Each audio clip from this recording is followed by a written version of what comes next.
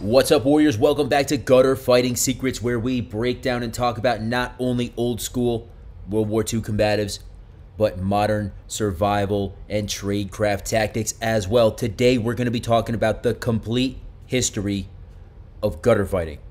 We're going to look at when it came about, how it came about, who were the players involved in making it the system that we know it as today. We're also going to be looking at what made it so effective and what makes it, frankly, so effective still to this day.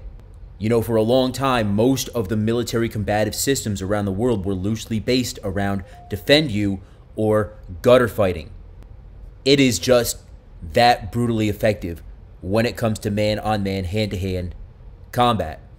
So we're going to break it down in great detail in this video. We're going to talk about what are some of the myths versus what is actually the reality behind this system. Before we get started, guys, I want to make y'all aware that we do sell gutter fighting instructional videos on our website, gutterfightingsecrets.com. So if you decide that at some point you want to learn some of this stuff all online, real simple, direct download, head over to gutterfightingsecrets.com, click on our products tab, hand-to-hand combat. It's going to bring you right there. And not only do we have original gutter fighting stuff, but we've also got gutter fighting mixed with more modern MMA and stuff like that to really make sure that, hey, you have the advantage when it comes to your personal defense on the street. After all, that's what this channel is about, arming good guys with tactics, skills, abilities, and knowledge so they can defeat the bad guys that are frankly running rampant all over this world. Guys, without further delay, let's jump into it and find out the detailed history and, yeah, some of the secrets of gutter fighting.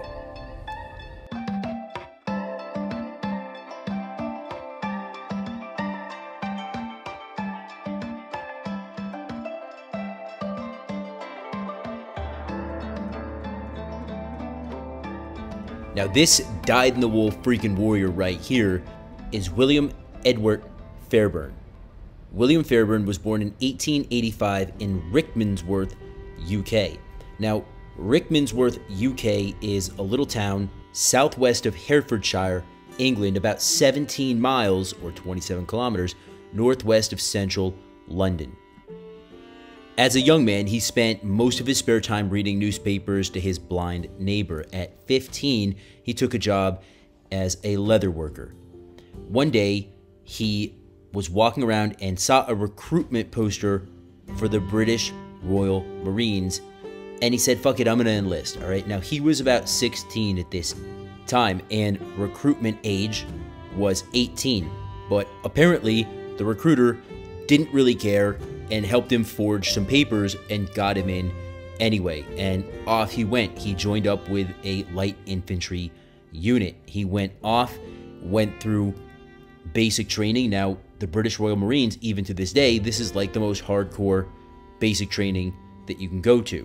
To put it into perspective for you, the United States Marines go through about 13 weeks of basic training, whereas British Royal Marines go through 32 weeks. All right? Hell yeah. Now, immediately after he completed his basic training, he was shipped out to Japanese-occupied Korea. From 1903 to 1907, he spent the majority of those years learning everything he possibly could about combat, specifically about unarmed combat. Now, allegedly, he would spend his weekends organizing bayonet fighting drills with the Japanese regulars. And on his free time, obviously, he would study the local martial arts. Now, it's said that during his time in Korea, he rapidly became a combat master. I mean, he really took to the combat arts. After his time in Korea, in 1907, he left the British Royal Marines and went to go join the newly formed Shanghai Municipal Police Force in Shanghai, China.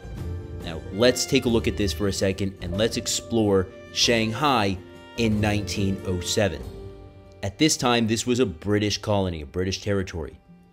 The British had occupied Shanghai in about 1845, directly after the Opium Wars. This was the first place that they had annexed and occupied after the Opium Wars.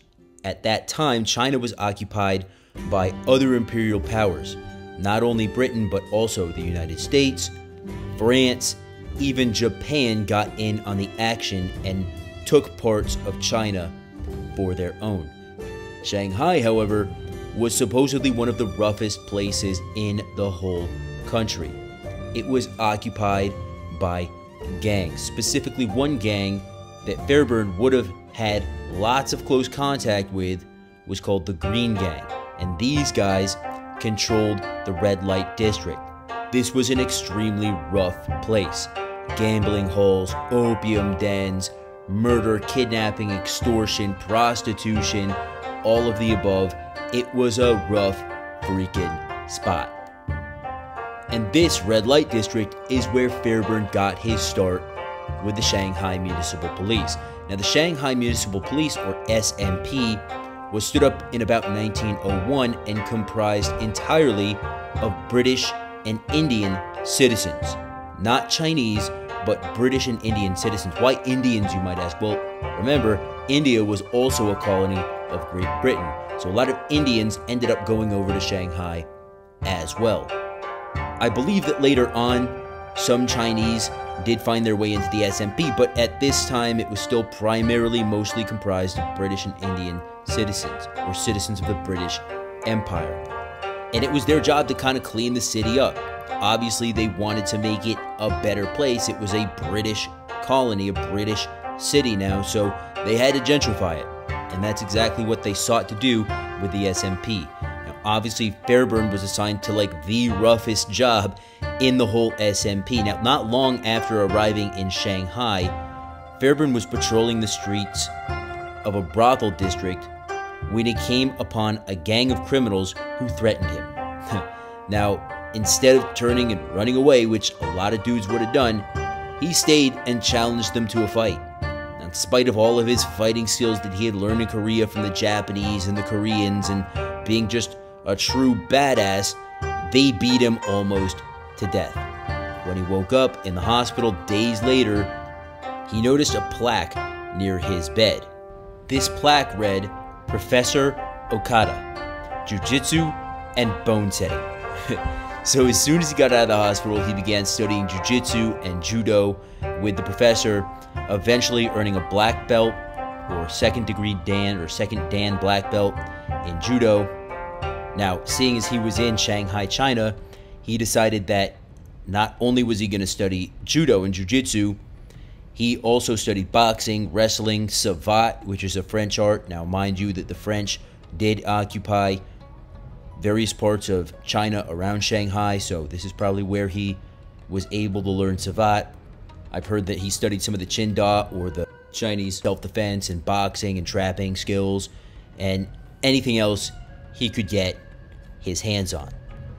Over the course of his career, Fairburne was involved in over 600 documented street altercations. I'll say that again. This gentleman was in over 600 documented street altercations. It said that he was covered in knife scars. Frankly, I didn't believe this when I first read it, so I checked 5 different sources, and they're all saying the same thing. This guy was the ultimate warrior. It was during his 30-year career, living in Shanghai, working for the SMP, that he started to develop Defendu, or gutter fighting as it's also colloquially known. Now, he didn't just go on to teach gutter fighting to the British military during World War II. Way before that, he had started teaching Defendu to other members of the SMP for officer survival.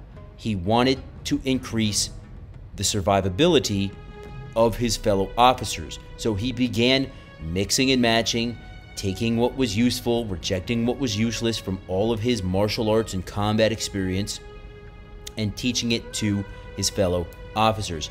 He had actually stated that the majority of what he was teaching these guys was from his personal experience and not as much from what he had studied, but from actual real-life altercations.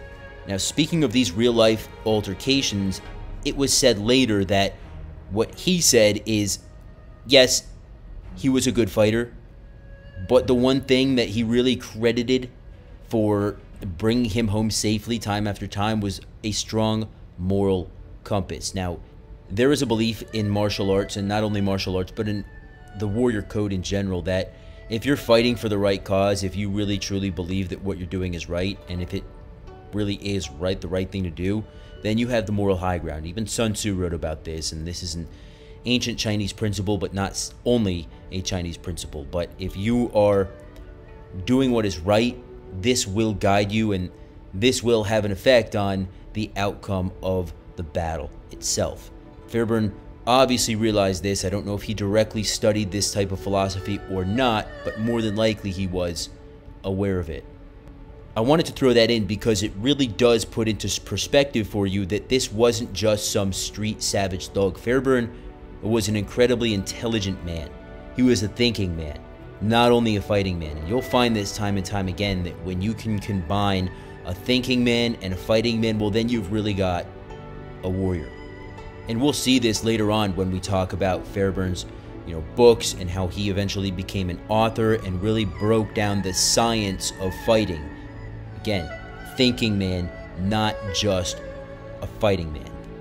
Here's another story that's going to really illustrate that moral compass that I'm talking about. So one evening, Fairburne was walking along a pier, and there was a Japanese officer and fellow judo player there. All right, he knew the guy. At the time, there was an extreme hostility between China and Japan. Obviously, I said Japan occupied many parts of China, and the Chinese weren't too happy about this, so there was a lot of bad blood there. Now, Fairburne noticed about 150 Chinese men and women on this Japanese naval ship sitting there with their hands bound behind their back. He asked the Japanese officer what was going to happen to them. The officer said, well, they're going to be executed. So Fairburne said, no freaking way, dude. He insisted that he release them and allow them to come with him. Even though the Japanese officer was well aware of Fairburne's reputation, he refused. All right, Fairburne calmly told him to do what he had to do, but that one day he would meet him again on the streets, and when that time came, he would make him pay for any wrongdoing that was committed against these innocent men and women. Within a short manner of time, the officer released them all to Fairburne. And that was probably a very smart idea, because Fairburne would have murked this guy. All right? And the dude knew it. Fairburne, obviously, again, had a huge reputation in the city. People must have known that, wow, this guy is just a dyed-in-the-wool killer. I'm not going to mess with him too hard. And not to mention the fact that, hey, Shanghai, it was a small community of foreigners there. They definitely would have run into each other. So, again, the Japanese officer knew what was up, and he released them all. So, I'm surprised, frankly, that they never made, like, an actual Hollywood movie about this dude, because the more that you read the history of this particular gentleman, it's, like, incredibly insane. And it makes you think, wow, is this, like, exaggerated? Is this, like, how much of this is actually true? But then, the more I cross-reference this material with other sources online, it seems to pretty much add up. And I don't think, honestly, that much of it is like urban legend or myth. A lot of this stuff seems to have actually happened, and it's just impressive to me that no one ever made a movie of it. But it seems like his life was straight up like a legit Hollywood movie almost. He was kind of that level of great. Now, we mentioned how he was teaching Defendu to the Shanghai Municipal Police, and, in this original system that he came up with, he really had an affinity for, like, edge-of-the-hand blows, chin jabs, as we all know what that is who watch this channel. Just all very natural human movements, and this was, again, the beginning of what will live in infamy as the system of gutter fighting or Defendu. But in addition to designing this close combat system, he also pioneered a lot of other stuff for the SMP. He trained and formed their riot squad. So he stood up their riot squad. There was nothing before that. Now, during this time period in history in Shanghai and even across China, there was a lot of revolting going on. There was a lot of riots against the imperial occupiers, if you will, right? Almost kind of think like United States occupying Iraq and people were pissed off, like very similar kind of, right? The Chinese really had a hostility towards the Brits. After all, if you just read history, the Brits kind of forced opium down their throats and really did some shitty stuff. So Fairburne decided that he would form a riot squad and teach them not only Defendu, but he had also come up with a very particular system of pistol shooting. And that pistol shooting system actually to this day still lives on.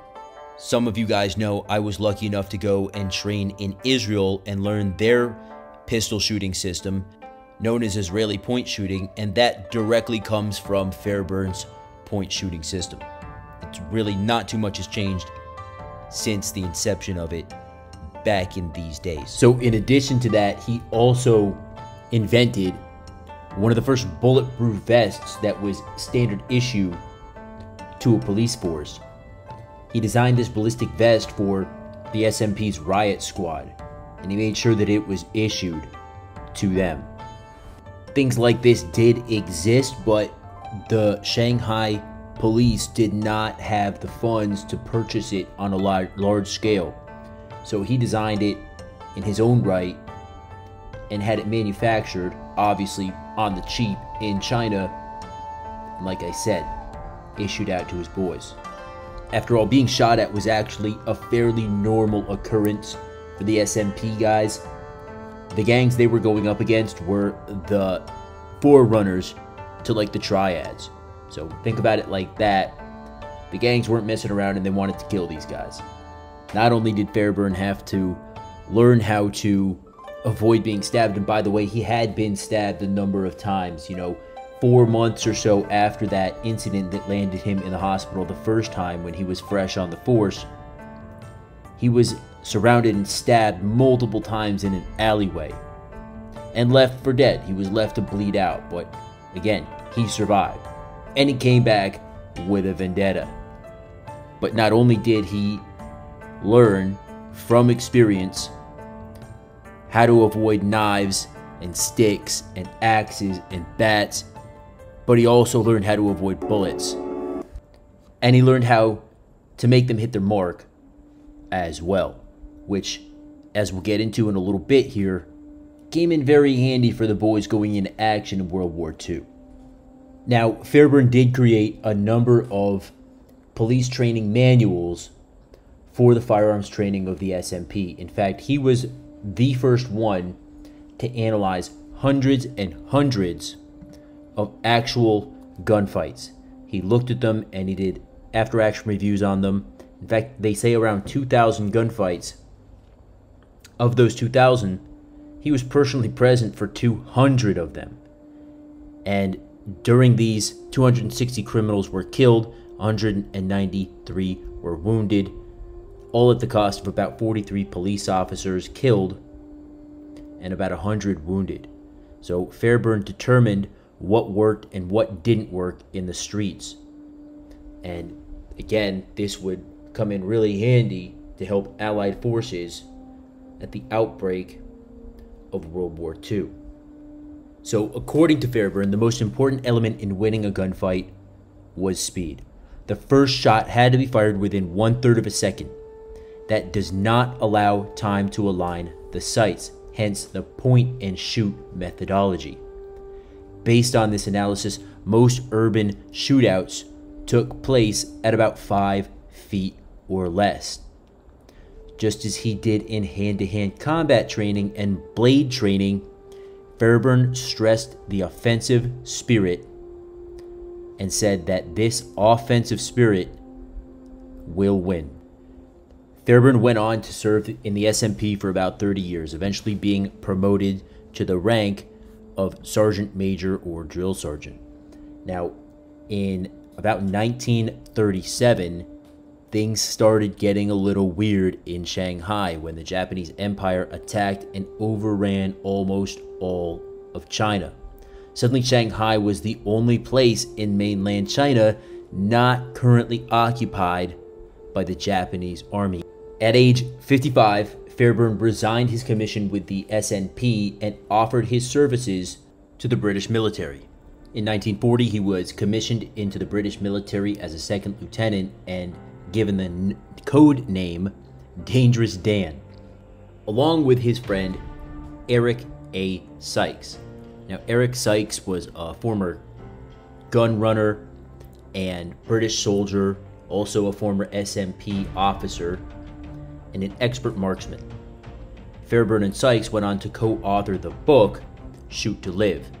They were then given the task of training Special Forces operatives to go behind enemy lines. Not only did they train commandos, but they also trained spies, just in case these spies were either discovered or had no other choice but to shoot their way out or chin jab their way out.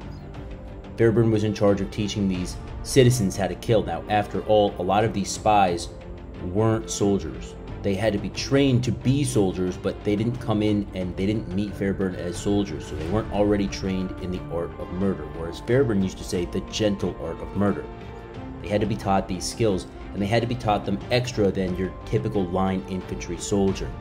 So he would teach them pistol shooting, close combat with the pistol, room clearing, things like this, in addition to sentry removal with a knife, knife fighting, obviously hand-to-hand close combat, his Defendu system. He would also teach them things like the ancient Japanese art of bondage, or how to tie people up with ropes.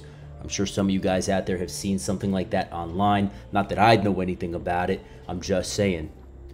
So him and Eric Sykes worked at places like Camp X in Canada, training Canadian soldiers, Canadian special operatives in Britain, in the USA.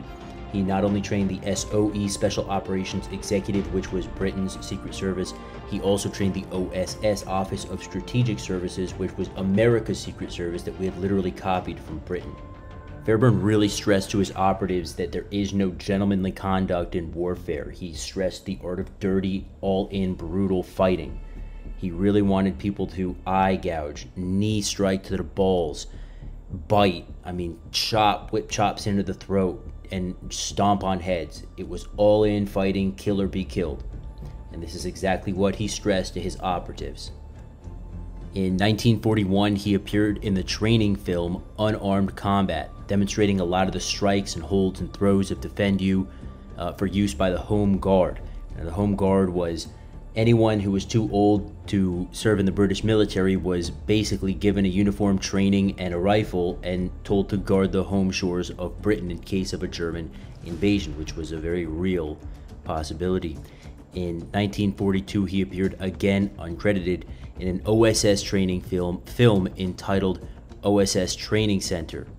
Directed by John Ford, Fairburne again demonstrated unarmed combat and also gave a version of his point shooting methodology, later adapted and refined by a gentleman named Rex Applegate for the U.S. Army. Now, we can't talk about Fairburne and Sykes without discussing Applegate as well. So many of you might know the name, but many of you might know the actual history behind this gentleman. So Applegate was born on June 21st, 1914 in Oregon. He was a descendant of Charles Applegate, who blazed the trail on the Oregon Trail. He came out during, the cowboy days on the Oregon Trail, or should I say pioneer days. He began hunting and shooting at a young age. He learned marksmanship, and he was kind of a famed exhibition shooter.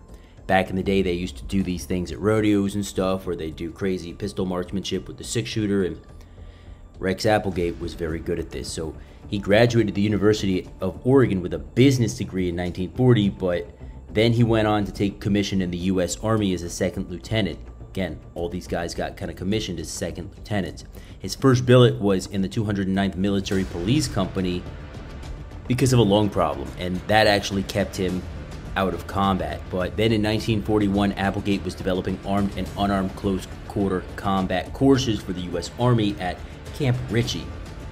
He was recruited by Wild Bill Donovan, the first director of the CIA. Basically, back then it was known as the OSS, again, Office of Strategic Services. This was the precursor to what we know today as the CIA. So Wild Bill Donovan, as he was called, was the first director of CIA. So he discovered Rex Applegate, and he ordered him specifically to build and run what was called the School for Spies and Assassins. This was located at where Camp David is located now. All right, Donovan had Applegate learn all that he could about armed and unarmed fighting from who? William Fairburne, to form a brutal and effective system. This brutal and effective system, obviously Defendu, was mixed with what Applegate had learned and given a uniquely American flavor and taught to our American spies. Just an interesting side note about Applegate is at one point during the war, he actually served as the personal bodyguard to President Franklin D. Roosevelt. Now, after the war, he went on to be an advisor for the government of Mexico, actually, who made him a honorary general. Now, back to Fairburne in 1942, he authored several books. Now, it was said that when he wasn't actually training his soldiers and spies in his free time in the evenings and whatnot, he could be found writing and drawing pictures for his books. One of those books was the one we know today, and by the way, we carry it over at gutterfightingsecrets.com, Get Tough. So the utter fascination for scientific fighting never left Fairburne. Even while he was hard at work training his spies and soldiers, he wanted to make sure that this information, thank gosh, was documented somewhere. And this is why we have what we have today. The information that most of us have today is out of these books, and there is information out there that's not in these books.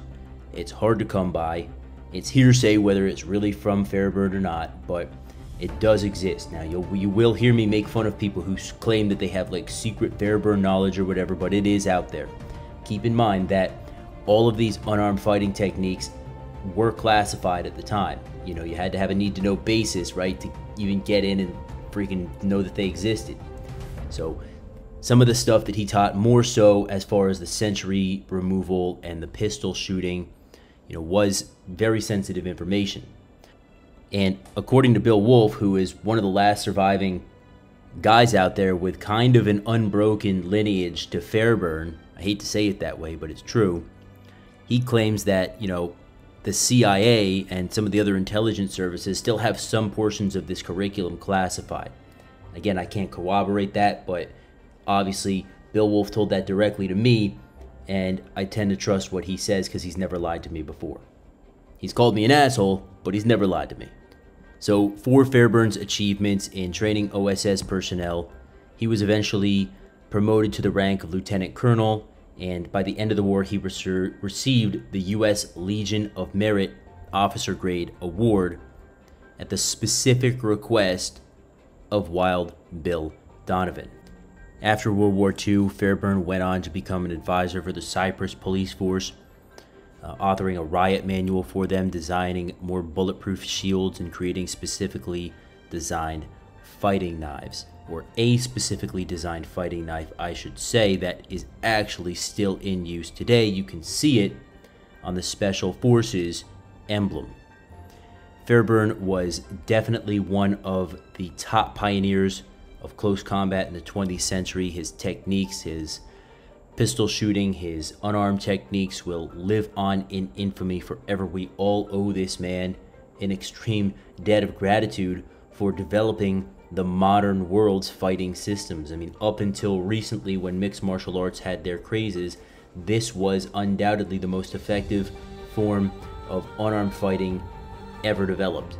And I would argue, even with the advent of MMA and the shift away from these techniques in the military, they would do well to put these techniques back in, because this stuff was meant specifically for people to learn it rapidly and be able to use it under high stress situations.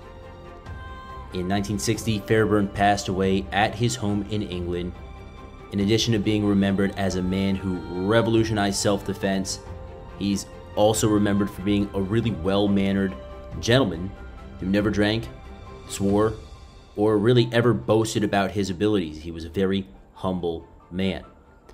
And again, he made a real contribution to humanity, not only through his self-defense systems, but also through his moral compass that we discussed earlier, and some of the lives that he had saved and some of the people he had helped during his time in the SMP and even afterwards were not forgotten.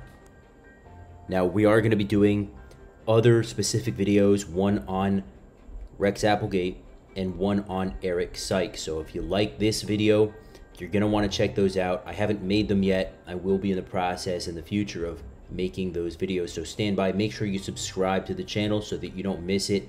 And click that bell down there. It will alert you when that comes out, but it'll do something for me too. It'll drive us up in the algorithm. You know, we've been around for a while. The YouTube channel has been around for a while. We've had trouble gaining traction because it's such a niche subject. So anytime you guys click the thumbs up, anytime you guys put a comment down below, anytime you guys hit the bell, excuse me, it really does help us out. We're really all about promoting what Fairburne laid the groundwork for and bringing it out to the attention of the general public, but we're also about helping people defend themselves in this crazy freaking world that we live in now. So check out our website, by the way, gutterfightingsecrets.com. We do have all of Fairburne's books available there. We do have the online training programs that we offer, both original gutter fighting and gutter fighting mixed with modern combatives to make you a really hard target and be able to be there and protect your family, your loved ones, and yourself as well. I look forward to hearing your comments down below. Now, guys, I took liberty of sourcing this information from a number of sites online. I'm gonna list these all with links down below. Feel free to read up on this. We had to skip a bunch of information. I mean, there's just so much out there, but I tried my best to include all the broader bullet points and all of the relevant material. Whatever I missed, again, let me know down in the comments below. I'd love to hear about it.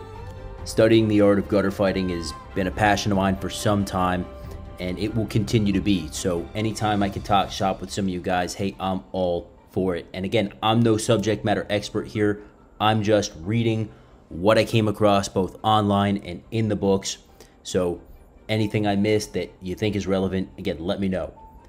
Guys, thank you so much for watching. I really do appreciate your time, and I appreciate that you're checking out, Defendu, gutter fighting, and are interested in history. Check out some of my other friends on here. Tommy from Baritsu Labs. He really does a great job at preserving this art as well. The Fairburne Protocol is also a great resource here on YouTube as well. Until next time, please remember that you are your first and last line of defense, and I'll catch you guys in the next video. Cheers, mother flowers.